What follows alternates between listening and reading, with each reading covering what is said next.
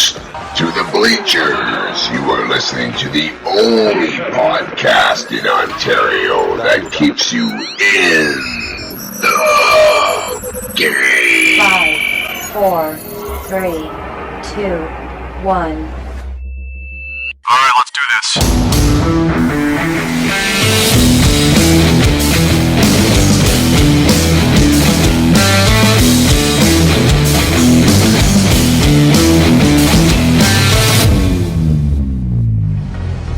My next two guests are sexy, but not too sexy to come on in the game. I'm talking about brothers Richard and Fred Fairbrass from Right Said Fred.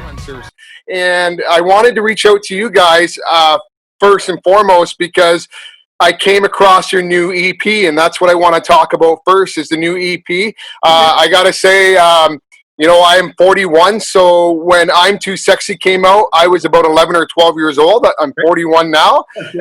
I was quite impressed with the new EP, to be honest, and that's why I reached out. Right now, we're going through a whole lot of crap as a world and a society. North America is going through a lot of stuff with racial tension, division. I guess I'll use the word division. Yes. And man, your first title track on that EP brightened my day. Good. What's the intention?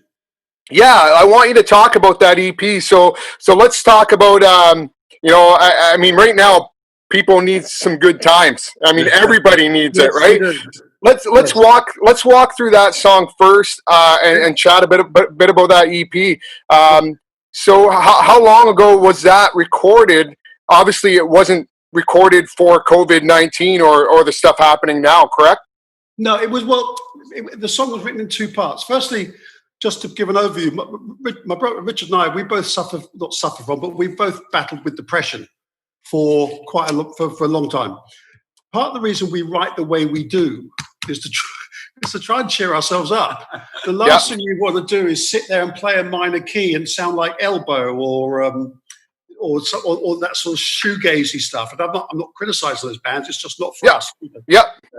And so what we do is the way we write is we try and write from a perspective of positivity. So the first part of Good Times Everybody, the very first half of the song, the guitar riff and the Better This Time section was written about 2 years ago because in the UK we had Brexit.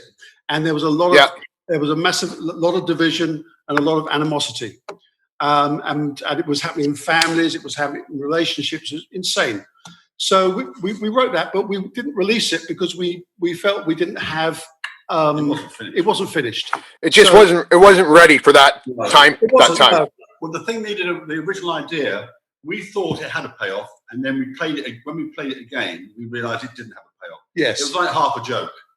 You know, you need the end of the joke to make. So are we hearing the stripped down version of that song? That's the original way? No, you're hearing the new bit is the chorus. Is the main chorus. Yeah, we wrote the everybody's missing the sunshine. That section. We wrote that section about where are we now? We're in June, so April. No, wow, end of March, very early April. So the song was very much complete. The thing was done. We knew we wanted the guitar track with some live strings. So there's a guy that we've used for many years called Pete Whitfield. So we sent the track off to him, and we were confident we would write another part. So we were quite happy to take the song, to progress the song right almost through to pre-mix stage, knowing that we were confident in writing a chorus around the same chords, because we didn't want to change chords. We liked the 4-chord turnaround. So it was sort of late March, April. I was in the UK, and I got stuck here. I couldn't get back to Spain, which is where I live with my wife. So I had 3 months in the UK, and we just started writing. And one of the first songs we wrote, or choruses we wrote, was "Everybody's having a good time, I'm missing the sunshine." Yeah. So we thought we liked that. So we put it. We went to our studio and worked with our engineer. And social distancing, blah blah blah blah blah blah. Anyway, and so Richard put the vocal down. We we sent the vocal off to a girl called Kat Deal, who we work with quite a lot. She did a remote BV for us, and then we mixed the track. So that once we'd written it, the actual turnaround was very quick because the track was done. Yeah, it was pretty. Again, if you had the background music, I guess we kind of refer to that as I guess dance or house or like a kind of that per se. As a person growing up through my life, I wasn't really into that type of music, but I did see. I'm Canadian, but I lived in Belgium from 1998 to 2001, so it was very popular there, right? I played minor professional hockey there. I flew from Brussels to Heathrow, through from Heathrow to Canada, so I'm familiar with the area. But it was added just right. Like, I mean, the way the bridge going into the chorus with the guitar and that music, and it kind of kicked in. It was almost very. You could feel your spirits lifting up. And like you said, right now they're opening things up here in North America, but it's almost like, man, this is like an anthem for a summer song for me. Of let's have some wine, some beer, let's have a good time because we've been through an awful lot of shit the last couple months, right? Yes, we have. Also, what was happening is that we in January, February, we were recording some acoustic tracks, and we were debating whether just to have us sitting in a studio and using that footage, or whether to use footage of shows and intercut it. We were having that debate, and we got a lot of footage of shows from the last few years and further back. And when we started watching it, we were thinking that this people in a field or a room or someone's bedroom, doesn't matter where it is, in a space all together having fun is the most natural thing in the world.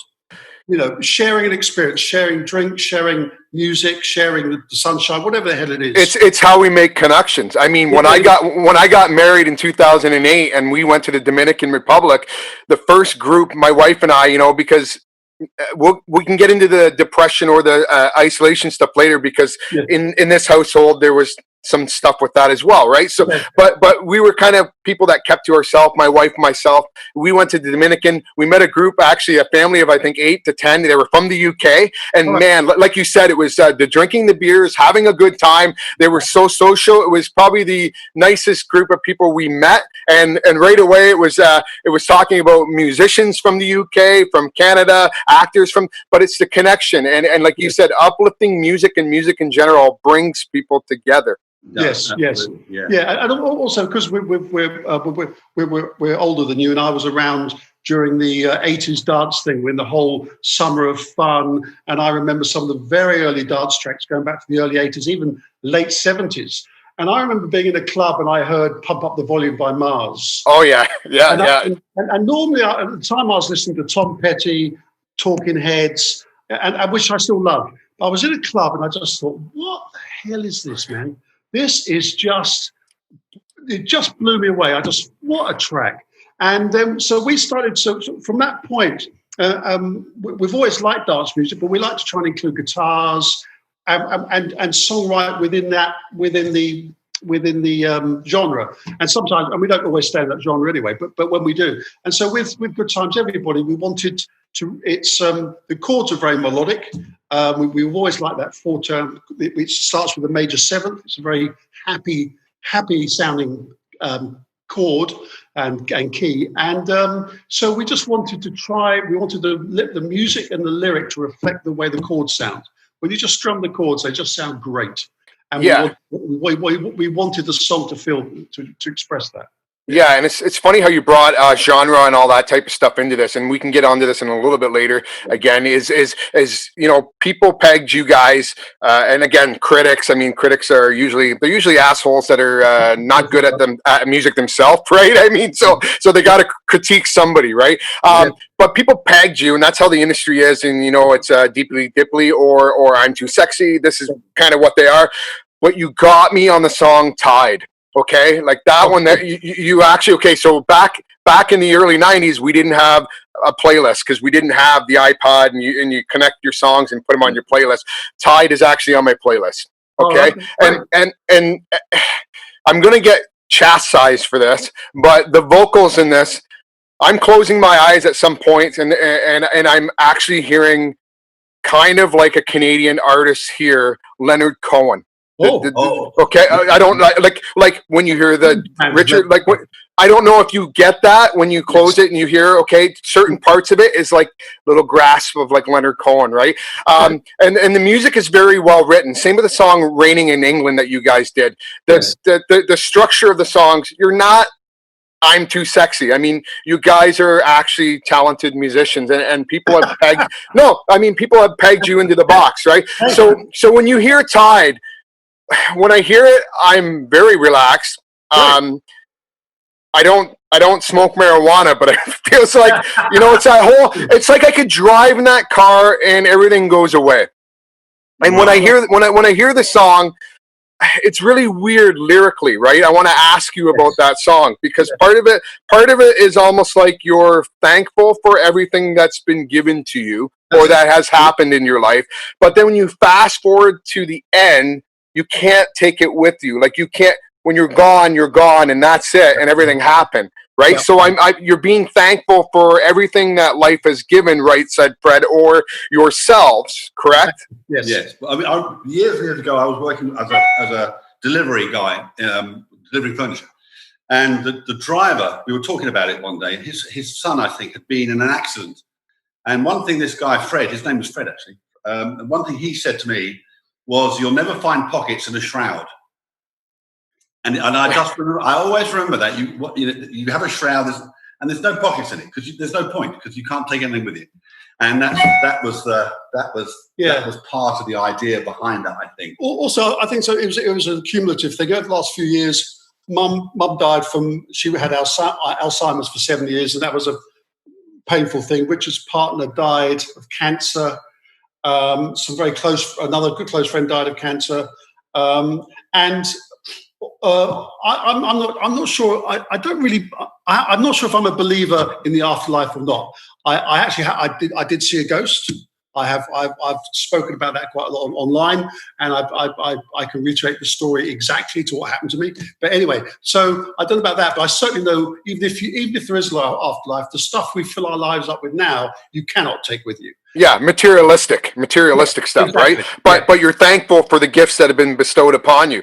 Yeah, I mean, yes, and also the title "Tide" is about the inevitability of the journey coming to an end. Yes. The tide rolls in, and there's nothing you can do about it. Can I ask? Yeah, and I got a sense of it as with the intro and the outro of that is almost you're putting your feet up and you're watching the tide roll in and out, and you kind of associate that with.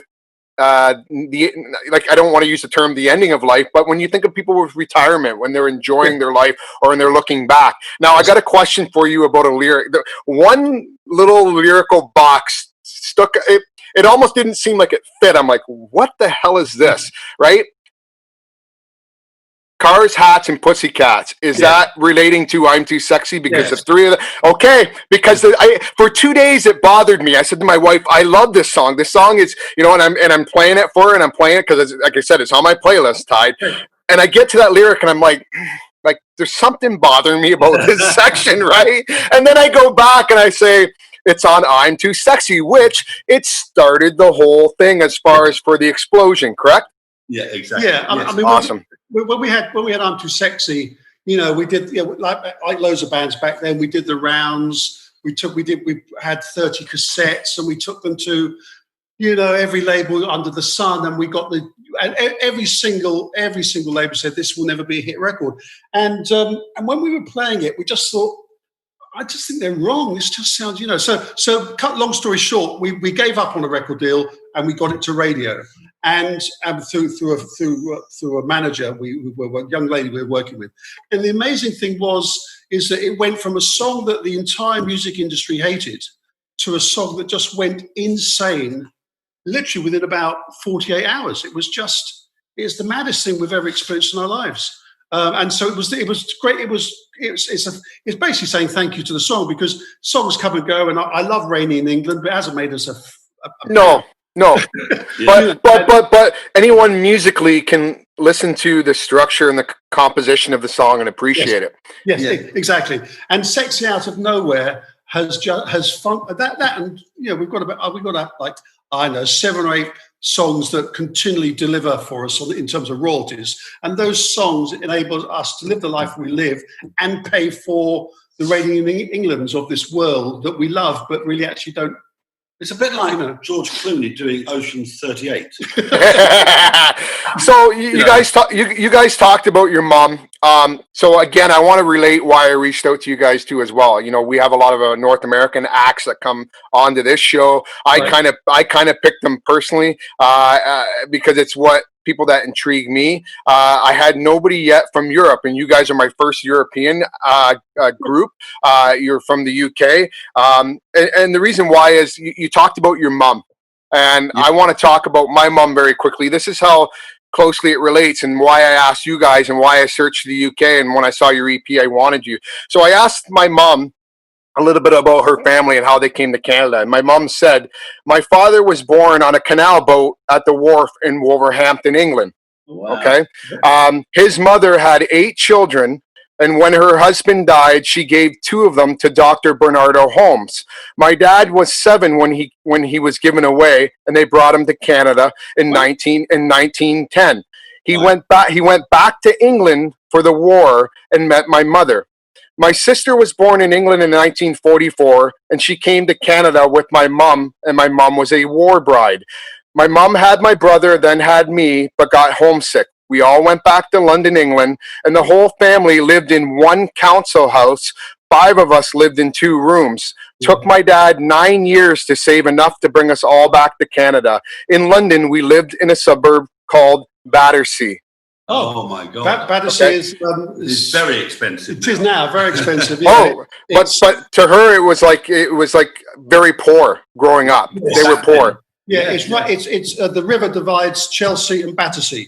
So if you want to try and make your property sound more expensive, you say South Chelsea, because it's actually Battersea, but the river divides Battersea and Chelsea. So that's my mom. That's how one step removed from being English, or my mom was born there. We have the opposite story. Okay. Our mum met a Canadian soldier in Brighton called Roland. Roland. He had proposed basically and said, once the war is over, let's go back to Canada. But he was killed. He was a tank. It was a tank commander. He was a tank commander. And we actually took Mum to visit his grave in northern France about 10 years ago, actually 11 years ago. And so if Roland hadn't died, we would have been Canadian. We would have moved to Canada. Wow. And we would have been and you probably wouldn't have happened, right? I mean, because this is where I was getting to with the support of your family, how important is that support? But you guys were just aiming for that #1 hit in the UK, right? And I mean, you actually, I think, did something that the Beatles did, which was reach #1 in the US on your debut single. Yeah, poor old Canadian Bryan Adams held you guys off in the UK. That's #1, right? But it's unique how the Canadian and the British or the UK have that. We're actually fairly close with a lot of our relatives going back and forth. So how important? A lot of people don't realize that you guys were in North America, I believe, in the late 70s and early 80s. So when you guys came over, mid 80s. So when you came over, how important was it for your mom, I guess, at that point in time, or family, for letting you guys to make that trek, and the support that your mom has given you all the way through up until her passing? How important? Mum was a frustrated dancer. She was from a very poor family, and her family were always on the run from landlords. And any money they owed to anybody. She was raised by a single mum, which was very rare, and they had no money. So mum, the minute we started playing guitars and showing an interest in entertainment, Mum was all for it, because she always felt that she'd missed out. Dad wasn't. Dad was a more conservative. He was a printer, but wanted to be a farmer. So he did side with us from the perspective of, he wasn't allowed to follow his dreams. His family forced him into printing when he wanted to be a farmer. But after the war, which is when he was looking for work, Second World War. Sorry? You took what you could. Yeah, you took what you could. Farming work apparently there wasn't much around, I don't know. So we were lucky. Mum and Dad were very supportive. And when we went to America, and basically we were just come out of a record deal in the UK, and we were one of those bands that was going to happen and never did, And so we thought, this is just crazy. Let's try something else. So a friend of a friend happened to have an apartment on West 27th and 6th in New York, Manhattan. So we were told we can go live there for nothing. So we just grabbed our guitars and we jumped on a plane. And what we did, which was we didn't realize at the time, but it was quite mad, is that we got a Walkman, a cassette Walkman. We recorded a backing track, 4 backing tracks on that, and we played and sung over the Walkman. So when we arrived doing shows in New York, we'd go to a gig, we'd get the Walkman, we'd tell the engineer to plug it into the PA system, and you're like, what are you doing? Everybody else was turning up with drum kits. Everyone had bands and everything. I said, we haven't got a band. There's just 2 of us. So this is how it's going to be. Yeah. And we got signed to EMI Capital based on those shows. We were playing the Knitting Factory. And we got signed there to Capital EMI. That deal actually fell through. But because of our time in New York, and because of the hedonism that we'd seen in New York, and also was sort of quite global at times, supermodels and big hair and big shoulders and all this sort of stuff. And so Sexy was partly written on the back of that because of the being people there were people who thought they were too sexy. So we were making fun of that hedonistic. I was going to say that's totally not you guys, because no. like I thought I saw an interview with you guys too, where you talked about doing a red carpet thing, and I can't remember who John Travolta was there, and you guys got invited, and you were like, you looked at the red, you're like, let's go to the pub and have a beer and get shit faced because this isn't us, right?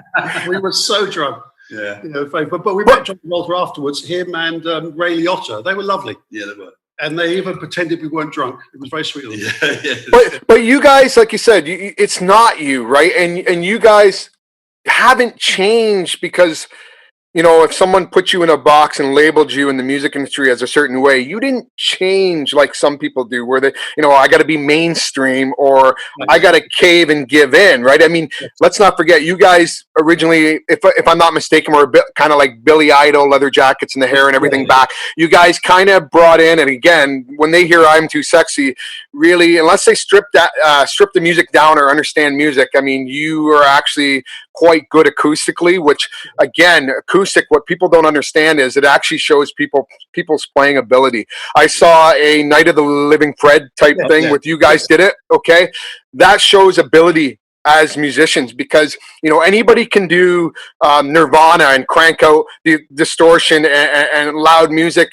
But like when Nirvana went to MTV Unplugged and played their songs and stripped it down, it was successful because they pulled it off, and it actually showed that they had the ability acoustically, which showed they were talented. And you guys have done that a few times, and you guys do it in your recordings acoustically. You use acoustics. And like that one show I was talking about, you stripped everything right down, and it was quite impressive. And unless people actually take the time, which I might share some links on the video podcast part of this to those episodes, because it really gives a sense of just how hard it is acoustically to pull that off and sound good. Yeah. I think if you've got a song like to go to Nirvana, Come As You Are, it's just a great hook. And you can strum that on guitar. You can strum it well, you can strum it badly. It's just a great hook. And I think, sex, believe it or not, people don't think I'm Too Sexy will stand up on acoustic. It does. It just does. It does. I think that's one of the reasons the songs stand up is because we tend to write them on guitar. We do, yeah. We don't write them from a track end. We write them from a song end and then turn them into a track or whatever. So it's never really a problem to reduce the song to an acoustic version, because that's where it started.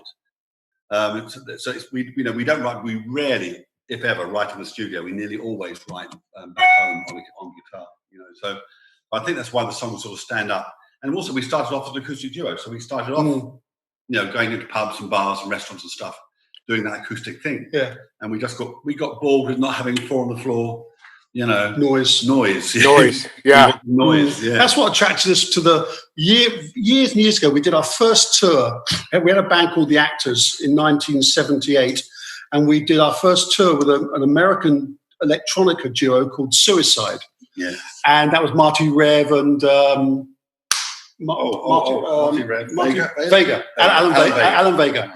And we did some shows with Joy Division as well.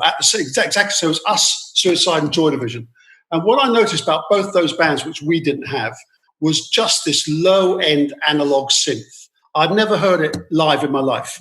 And I just thought, what is that noise? And you could feel this weight. And I'd seen some heavy bands, some rock bands play, and as loud and as good as they were, they didn't have those frequencies. They just didn't have it. And dance music does. And that's what I love about it. When you feel that rumble, I absolutely love it. So, and I mean, you guys, it's like, what, 30 years now? Almost. Close to, since you're the first big hit. Like I said, I still think you guys have, to me, songs that are in there that are relevant and hits. I don't care. I don't classify you as one hit wonders because Deeply Dipply was another one that I thought was a good tune. So how much has the industry changed in 30 years, and how much has things changed as far as things like Napster when all that went on, and then now you're into Spotify and Apple and the digital age, and you're also your technology. Like back in the day, guys started messing around with some of the things that you were talking about with electronica, whereas versus I still like original like tube amps and guitar and drum. I like both. Yeah. How much has things changed in 30 years when it comes to the business? And I know you guys are almost like self-finance. You do things yourself, but how much has it hurt you? Has it hurt or has it helped with social media, Spotify, Apple, all these platforms? Has it helped guys like you or bands, or has it kind of hurt?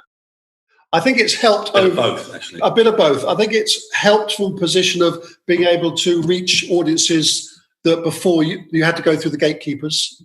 So the digital world has helped that. The bad thing is that the streaming services aren't paying fair royalties. That needs to be addressed. And well, also, hang on, maybe it's hard to know because the major labels are in the way a lot of the time. And the major labels have sold a lot of artists down the line by doing very poor deals with Apple and Spotify. So it's very possible the major labels are paying themselves quite well. But a lot of artists are not seeing those funds, are not seeing that ripple effect. I think in terms of being able to go into, I think the cost. I mean, when we were recording in the 80s, we'd have to hire a studio that had the 2-inch tape. You'd have to pay for the 2-inch tape. You have to have an engineer. It was a very expensive process.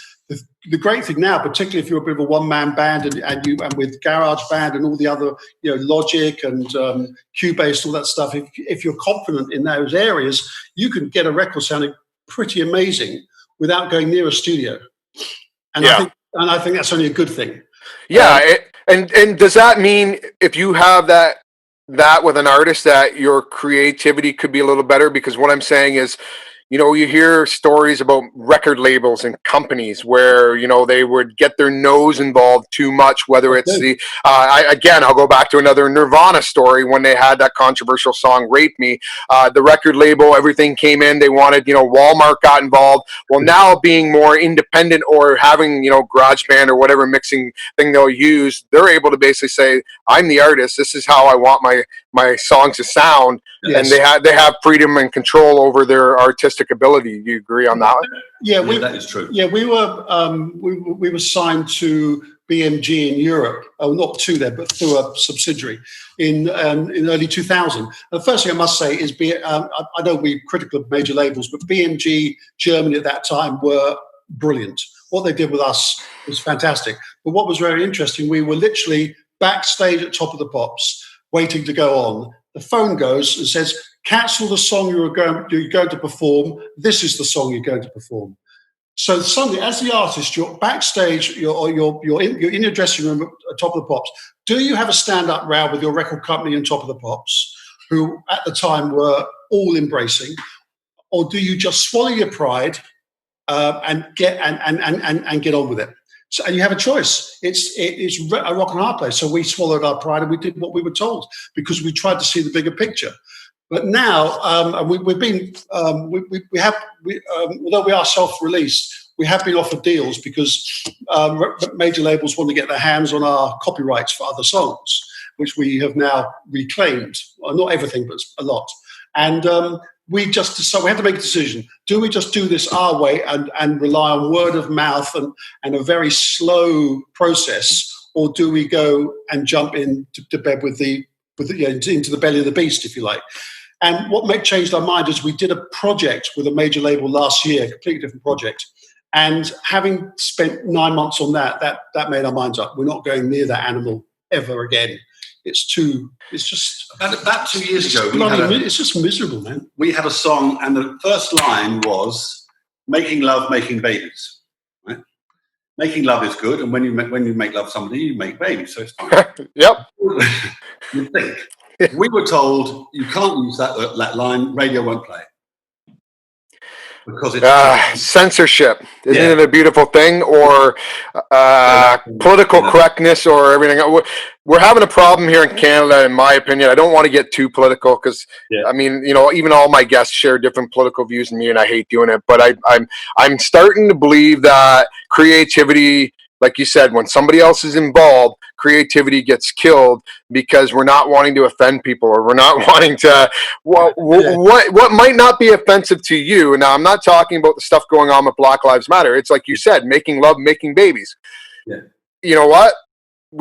I didn't go through it, but the 60s and 70s or the late 60s, Woodstock, what is the problem? Right? Yeah, exactly. I mean, for us, we just, we've been playing a long time, and we just thought, how are we going to do, when we had the Tide EP, how are we going to do this? And we just thought, we're not going to talk to anybody. We had a couple of labels contact us because I'd mentioned on Facebook we were writing recording, and they said, we want to hear that, we'd love to hear your demos, they said. Yeah. And they want to hear if you got another #1 hit, and then they want to, And we just thought, I'm not sending anything to anybody for their point of view. Awesome. We like what we've done. And if we like what we've done, that's the best we can ask for. Yeah. And if other people like it, that's fantastic. It's going to be a slow build. We know that.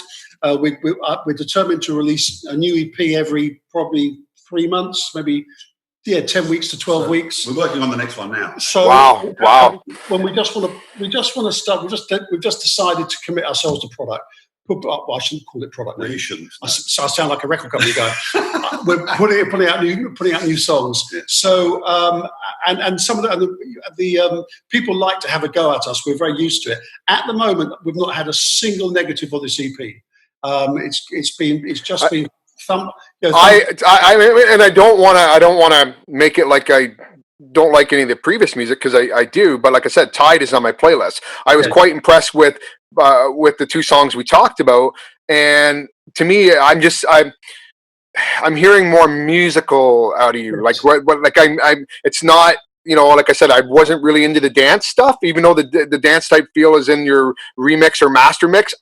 But with the guitar, once it starts crunching in there, it's uplifting, right? So for me, I'm like, I was quite impressed. I'm like, this is really good stuff, right? So if you're releasing more stuff in a couple months, I mean, I'm hoping it's and again, like I said, I heard enough out of this EP that I was impressed. You guys plan to package some of that stuff together to a full length, or just the EPs with this stuff, or probably it's partly money. Yeah, an album is quite a commitment. But I think we'd stick with EPs for another, maybe up to a year, and then maybe review the EPs and go, okay, we should repackage this. We'll do different mixes or whatever we would decide to do, and then we would do an album. But at the moment, what we find, we really like working with the EP format because it's very focused. It's manageable. It's really manageable. Yeah. We don't have to overspend.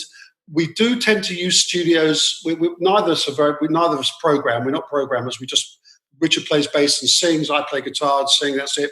And the way we work is we work with a programmer in the studio, but we use remote drummers. So we use a lot of live drums, even if we end up cutting that up so it does something else. But it starts off organic. Richard plays a lot of the bass, like on Tide. Richard's playing bass, although you didn't on Good Times Everybody's something else. No, that was Gary. Yes, Good Times Everybody's Gary Crockett. I'm playing all the guitars on those tracks. We do the BVs, apart from if we need a girl vocalist. So the whole thing, we try and manage it from concept to carpet, as they call it in the movie industry. So that's what we try to do. I'm really pleased you mentioned the Leonard Cohen thing earlier. Oh yeah, yeah, because there's a Leonard Cohen line, which I just think is so brilliant, which is all my friends have gone and my hair is grey. I ache in places where I used to play. Yeah, that's a great line. Brilliant. it's Brilliant. yeah, and I like I said, people are going to criticize me about that because they'll see the band name, they'll know who you are, and they go, Leonard Cohen, what do you mean lyrically? Or I said, close your eyes, and I said, listen to the tone of the voice, the way it's delivered. And I said the words that are coming at you, I said it has a little bit of a Leonard Cohen-esque feeling to it, right? So you guys seem like you have, I mean, longevity only happens when you have each other's backs, and it seems like you guys seem to be on the same page. You have each other's backs. You don't give two flips what people think, but I thought I read somewhere that almost ended. Two of us, you mean? Meaning there were some health issues with asthma. Oh yeah, Was that Fred? Yeah. I was. Oh yes, I know what you're talking about. Pneumonia. I had pneumonia in 2003, and I used to. I don't want to go into details, but I did the typical pop musician thing. I had too many substances I depended on. I use them in the gym. I use them to play. I use them at work. I became a bit of a pain in the arse probably to be with. And we had two very big albums in 2001, 2002, and we were just working like crazy. And I was propping myself up with alcohol and other stuff. And then one day I just sort of collapsed, and I got rushed in the hospital. And then they told Richard that I had no vital signs at all. No, everything had just sort of crashed. And they said to Richard, "You better expect the worst. He's got about 3 to 4 hours to live. We can't. The prognosis is that long, man. That long." So he took me down to the studio. So it was bleak it was a very short time because as I was told by the doctor that because of the weight training over years, I had a very strong constitution. My body was quite well toned for my age. And he said that's probably saved your life because you started off, although you had done some damage to yourself and then the pneumonia. Overall, you're pretty strong. So thankfully, you touch wood. That was pretty nice. Yeah, that was pretty grim. And after that, we also just decided not to plan ahead. Sometimes people live their lives in the future, and we've been guilty of that. So we try to do things more in a 6-month time frame. Let's get this done. Let's get that done. Let's not, because maybe next year we're not around. Who knows? Yeah. So are you still bothered by was there asthma involved in that? Well, I've always had asthma. I've been asthmatic since I was 6. Yeah. And so because and also what happened was I don't want to get into a slanging match with the hospital, but basically they had to issue official apology and sack people because I was given some pretty bad treatment. And what's happened is my immune system has been damaged. So I constantly have small ailments. Nothing life, but I've had 4 sinus operations since 2003 because my sinuses are now damaged, and I just have to be careful with my workload because what happens is, and Richard will tell you, I'm fine, and suddenly I'll just go shutting down a computer. I'll just go doo, and I have to go to bed. Now I can't do anything, so I sit in bed for an afternoon, sometimes a day or so, and then I'm fine. But it has that illness has damaged me long term. But I don't want to make a big thing out of it. I'm not on a drip and being wheeled around. Yeah. I just have to be a bit careful. So I'll ask you guys a couple more questions. And I'll let you go because I don't want to. I know it's pretty. You guys are getting like a bit of a heat wave over there. Yeah. So we talked a little bit about. I guess depression earlier, and I'll use the term mental illness too. My own daughter, who turns 18 this fall, she had a bout with mental illness, attempted self-harm several times. Myself, I took a lot of headshots as a minor professional hockey player. You see your athletes take the concussions. It happened years later is when the damage really comes through with mood, aggression. In the music industry, and Amy Winehouse, Kurt Cobain, Shannon Hoon. The list goes on and on and on. I guess with substance abuse, but it has to be substance abuse. Also, probably has to be tied with depression or mental illness. I mean, yes, you're doing it to relieve stress and to but to get that far down a hole, it has to be from years of constant pressure and stress in the industry.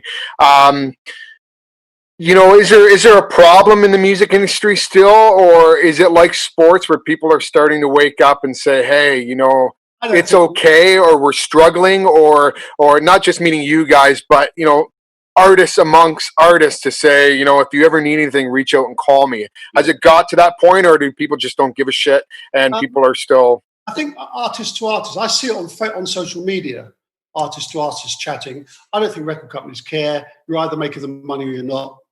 Yeah, you're basically a piece of meat. Yes, you are. Yeah, you are. Yes, you are. And I think record companies are a bit like governments. It's all the time you're paying taxes, you're very handy. The minute you retire, you stop paying taxes, you're actually a bit of a pain in the ass. And that's what I think that's how governments see it, the elderly. And I think record companies see artists in a very specific way, which is you've either recouped or you haven't. You're either making some money or you haven't. And you're either an asset or you're a problem. I think the days of labels having an artist like you take a band like U2 and the commitment that Chris Blackwell at Island Records showed to that band was just breathtaking. He froze all record label staff wages for 3 months to pay for U2. And we know that for a fact because a publisher we worked with was an intern at Island Records at the time, and he stood for everybody and said so. Their tours are, I haven't seen them. My brother's probably seen them 12 times in Canada over the years, but their tours, from Pop Mart to, they were just ridiculous with the costs, right? I would assume. Yes, yeah, exactly. Yeah, insane costs. Sorry, go on. I think with a lot of artists who overdose and all that, I think there's either, as you say, some kind of familial or deep friendship backing that's missing. There's nobody in their life that they could really, really, really turn to. And I also think that some artists put too much importance on being successful. They want it too much. And if you want anything too much, you become weak. I think it was the Sopranos or something, one of those movie things. And one character said to another, the only man to fear is the man that can't be bought. And in a way, I think that's true. And I think if you're an artist and you can be bought, and you want fame desperately or success desperately or money desperately, then you become weak and you become easy to manage. Yeah. I think that's where a lot of trouble starts. I think it's in the artist's head. They really feel they absolutely have to. Well, we got sucked into that, and we got we would have. I think we would have. We'd had the wrong. Well, we were got in the 90s. We were definitely manipulated. We definitely did what we were told. We did some appalling TV that we should never have done, and it was basically because we were pointing at a camera and said, "Do that," and we did it. I remember we did a kids show. We had an early morning children's show to do, and I got a phone call the night before, and I was told to shave my chest because a hairy chest might frighten the kids. Wow, and that's and that's almost like Colonel Tom Parker-esque with Elvis Presley. Yes, it gets so paranoid. It gets absolutely. And we did a when I was with my partner Stuart, we did an event, some kind of big event. We turned up in a limo. Before that, but the day before, I was told that I was going to have to be in one car and Stuart in another because we couldn't be seen getting out of the same car together. It was that kind of level of paranoia that was. We got bored of it, and we got bored of it. Yeah. So we just want to please ourselves, and once they start, trying to stick those cameras that come on the end of what do they call those? It's like CIA service things. They start sticking these cameras through your letterbox and all that stuff. You just think, I'm done with this. And so Richard gets asked to do a lot of television in the UK, and last year we said no to everything. Well, that's why I asked you, Fred, originally. Yes. I asked you because I know, and it was great that you both came on. I really appreciate it. But I was asking for you through Ellie was, hey, his friend, I just didn't care if both of you were there. And then, both of them. And it was because it tends to be, like you said, one way or the other. And really, you both are the group, right? Like, I mean, it's, we're not talking your essence of, Mick Jagger, all your, Sammy Hagar, like it's together, and that's how I always see you guys, as a duo. I think Richard's a singer, so he's on camera more than I am. That's the nature of the business. It's fine, and I wouldn't want to be a front man. I'd be, apart from the fact I don't sing well enough, I just wouldn't be very good at it. And so we you'd be quite rude. I would be quite rude, and it's good to know, in the words of Dirty Harry, a man's got to know his limitations, and I think that's important to know that. So when the TVs come in, we get asked to do a lot of the reality stuff, TV, all the dancing stuff, dancing on ice. Oh God, all this cooking, and and we our thing is that if I got up at 5 o'clock in the morning to go do a cooking show, would I feel good about that? Is that something I need in my life? Is that something I want? And the answer is no. Almost. Does it depend on what they're cooking? No. Oh, it does. and it's not like it's not to do with the money, because on some of the stuff we get offered, the money's pretty good. Yeah.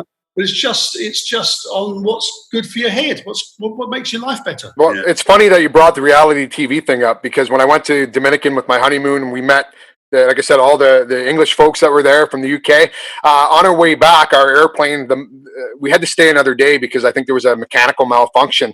And to the right of us was Bret Michaels, lead singer of Poison.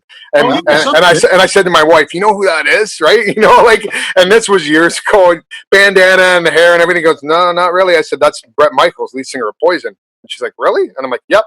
Well, he was shooting that Rock of Love reality TV show, probably a dozen blonde girls in bikinis, and they all want to date him, and but he was really nice. I mean, he actually, my son was probably only about 2-3 months old when we went, so my wife was homesick, because she didn't travel much. I have traveled, and she wanted to get back home. She was delayed. Our newborn son was home, and actually, Brett actually took the time to come over and give her a hug and tell her, you'll be home in a day. And so it was kind of nice. But yeah, you're right. When that reality TV, it kind of it's gotten too ridiculous and out of hand. Some of the TV shows are good, but when they're bringing in stars, it almost seems like, if you guys were on one of those shows, that it's desperation to be in the headlines, right? I mean, we got very close to doing I'm a Celebrity, Get Me Out of Here, which is shot in Australia, the jungle thing. Yeah. We did get close to that, but the trouble with Rich and I, we both got quite short tempers, and we're very tolerant, but once it all starts to unravel, it unravels quite quickly. And so we just feared that if we were on camera 24 hours a day on one of those shows, I don't think people would see us. I would see a side to us that I don't really like. And well, I saw an interview with you guys when I think it was TV, and this show's a little different. I tell my guests, always be yourself, right? But it was in the UK, and they said about swearing. and you guys brought up about your mom she swear like a drunken sailor. Dad not so much. So I could just imagine that you guys with the camera on you 24/7, right? You're kind of like me, but I saw studies out there. I'm getting better with the tidiness, but I heard sloppy and swearing is a sign of high intelligence. That's what the studies show. Oh well, we swear. I mean, our language is.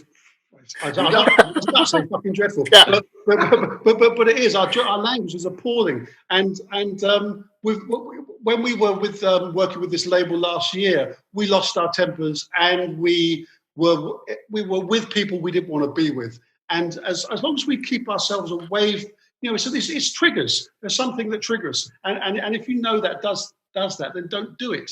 So we stay away from things that piss us off. Yeah. So the last thing I want to talk about, because I'm going to let you guys go. You're probably, like I said, you look like you're getting warm there.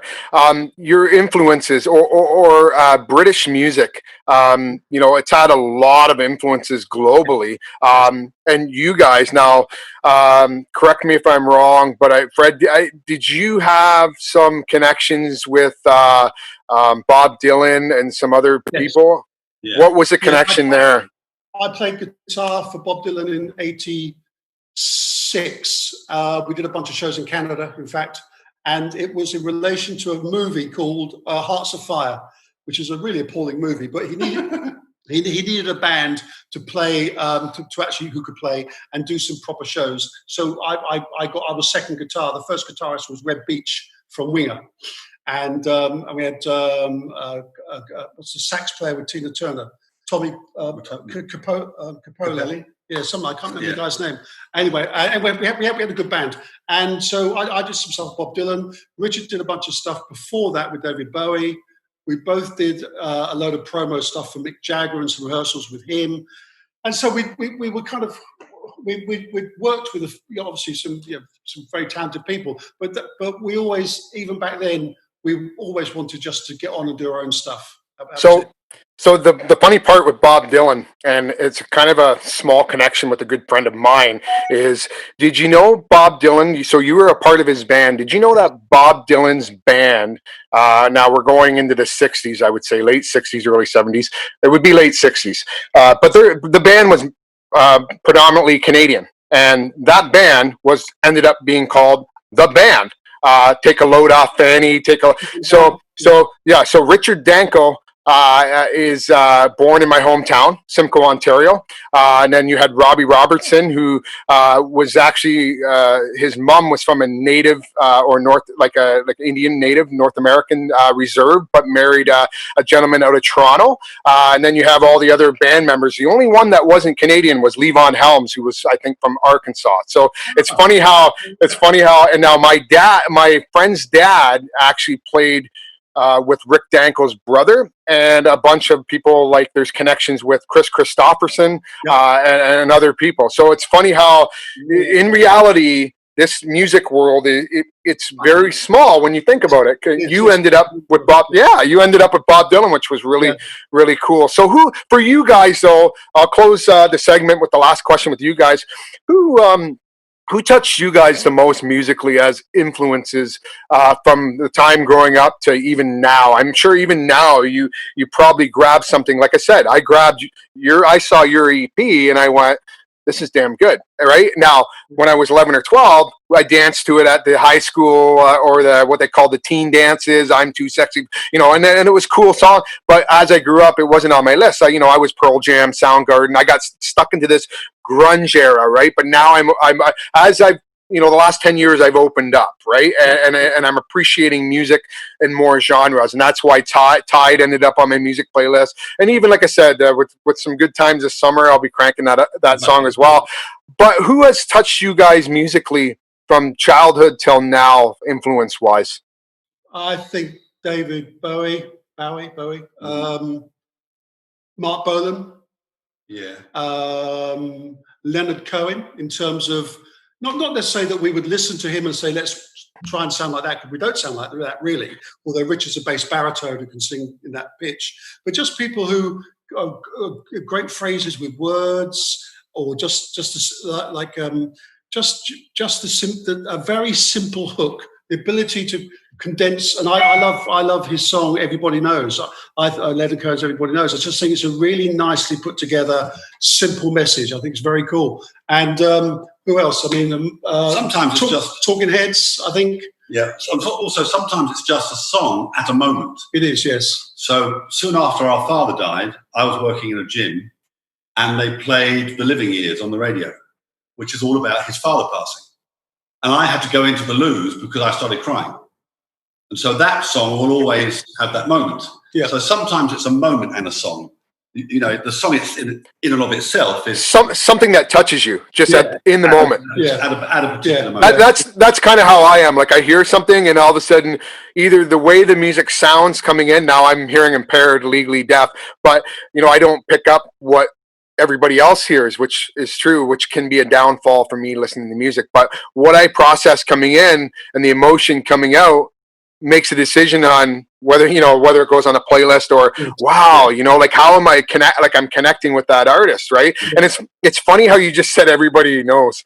I first heard that on a movie with Christian Slater, Pump Up the Volume. That song was on it, Everybody Knows. But it's funny because the other day on my phone I'm playing Tide again. I keep bringing that back up, and then all of a sudden I went over to Everybody Knows. Oh, okay. Then I went back to Tide. Then I went back to Everybody Knows because I'm listening to the voice comparison. Yes. And it's not that you're copying. It's where the tone sits and how the words come off the tongue.